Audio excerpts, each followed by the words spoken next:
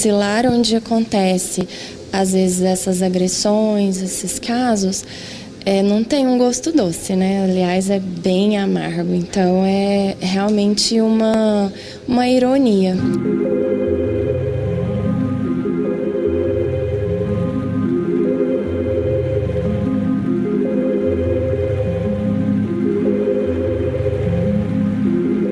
Esse trabalho ele já está me atravessando há bastante tempo, assim, e agora eu tive a oportunidade de realizar, mas essa questão da violência, essa questão, o conceito de lar, de casa, é algo que mexe muito comigo, histórico, assim, na família.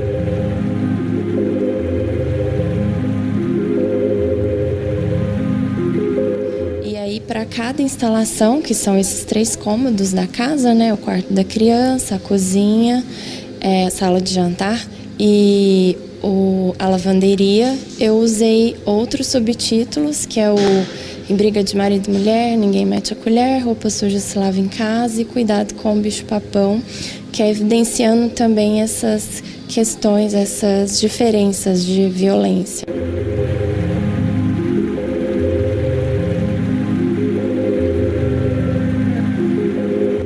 Essas situações, elas são mais próximas do que a gente pensa e é nesse ambiente que devia ser acolhedor, aconchegante e que acontecem tantas situações ruins, atrocidades.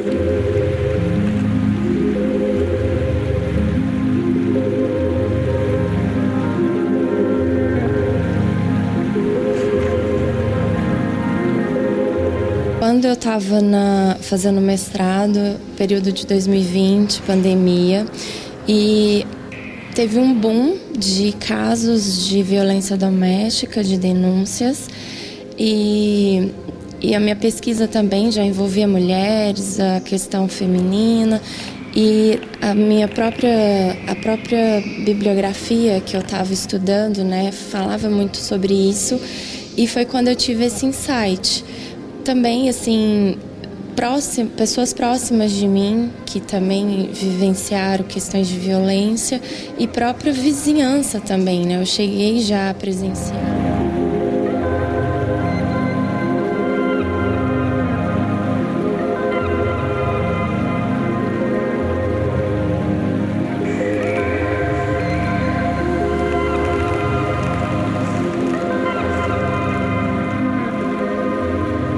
À medida que você vai interagindo com a exposição, né, olhando o caderno, olhando lá dentro do armário, lendo as reportagens assim, você vai tendo esse contato com esses vestígios de violência. Até uma pessoa falou que é muito bacana você ver isso através de uma perspectiva da arte, porque faz você ter um pensamento um pouco diferente, né? Às vezes o jornal, aquilo vai se tornando tão corriqueiro, tão cotidiano, que a gente vai ignorando e vai deixando de perceber, assim, a gravidade da situação, dos acontecimentos, aquilo vai se tornando banal. Então, acho que a arte, ela dá um pouquinho mais um choque de realidade, ela contextualiza de uma forma diferente. O ano era 1978. Domingo, eu tinha entre 15 ou 16 anos. Meu pai, com sua habilidade de convencimento, conseguiu com que meus irmãos e a nossa funcionária saíssem de casa. Ele não deixa eu dirigir. Eu grávida, de 5, 6 meses, e a gente foi na rodovia, com ele cambaleando. Ouvi um barulho estranho vindo do quarto deles. Minha mãe gritava, meu pai gritava, e com muito custo ela conseguiu destrancar a porta do quarto e sair. Ele, totalmente fora de si, gritava: "Vou matar a sua mãe e você, que é cúmplice dela." Depois dele ter me tacado no chão algumas vezes, eu consegui me arrastar pra dentro do quarto do meu filho. Fechei a porta, eu consegui trancar, ele ficou batendo, gritando: "Abre a porta!" E eu chorando desesperada, sem saber como é que eu ia sair. Eu morava num apartamento pequeno, né? E a hora que eu cheguei na janela, assim, os blocos da frente do meu condomínio, todo mundo tava com a cabeça pra fora da janela. E eu tive a coragem, eles lá têm testemunhas vezes. Ele brigando, e aí eu fui pro hospital e ele foi trabalhar. Eu abri, E não me ligou, nem mandou mensagem pra saber como tava ou se o bebê tinha nascido.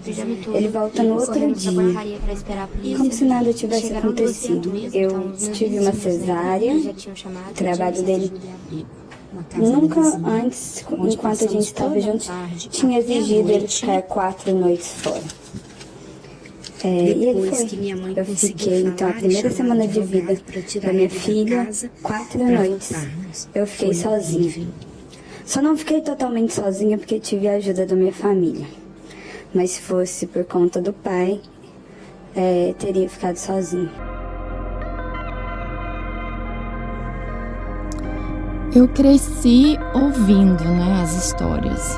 Tanto minha avó contava, minha mãe contava da violência, né, que a minha avó sofria no casamento dela com o meu avô.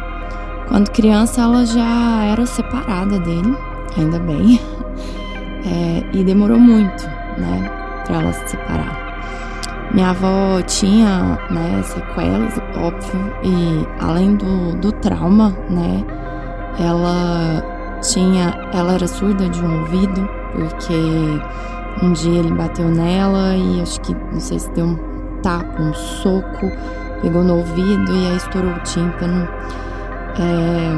Então, assim, ela tinha vários traumas, várias sequelas, assim. E uma coisa que eu ficava me perguntando é por que ela demorou tanto tempo, né, pra se separar. E hoje eu percebo que essa situação da violência doméstica, ela é muito complexa, ela é muito difícil, né?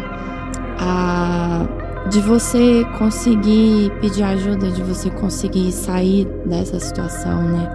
A gente vive uma sociedade que pressiona muito nós, mulheres, né? Então você tem que ter a família, você tem que ter a casa, você tem que ter o marido.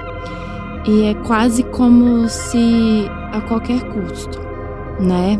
Você tem a pressão religiosa e então, assim, ela demorou, mas eu fico muito feliz que ela conseguiu, né, sair da situação, ela conseguiu ainda depois seguir a vida dela, fazer as coisas que ela queria, né? Ela sempre foi muito determinada.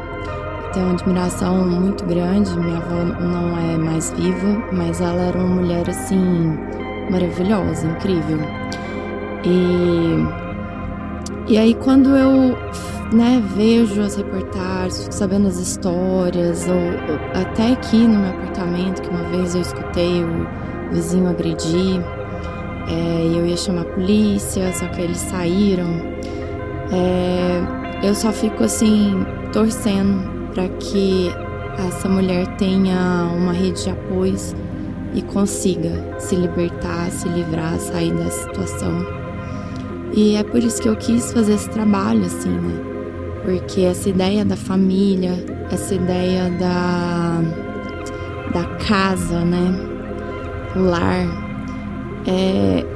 e às vezes é um lar só de aparência, né?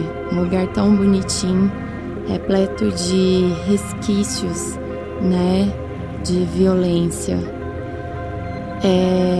Então esse tema, ele me atravessa, assim, de várias formas.